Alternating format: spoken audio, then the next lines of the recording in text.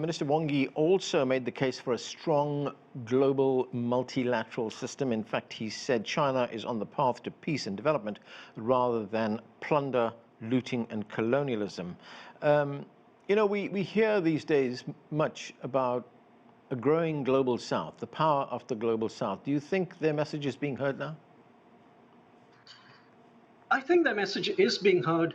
One of the key topics of conversation at the UNGA this year was the consequences of the Ukraine-Russia conflict on food prices, on energy prices, on fertilizer prices, on debt, and how we can restructure their debt, and how many of the countries in the global south can not have to fall back a decade in terms of poverty, because they've already been hammered once by COVID, and how that support can be provided.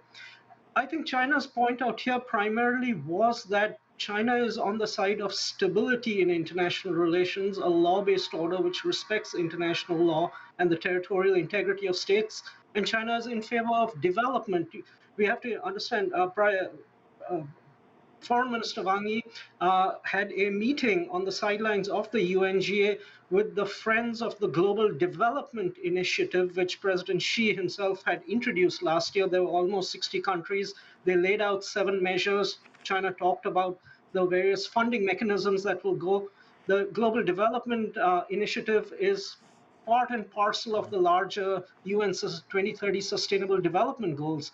So there is a lot of talk of the language of development and concrete action in this regard. So my view is, yes, it is being heard, and there is movement in this regard, but whether that is sufficient in these very difficult times, perhaps not.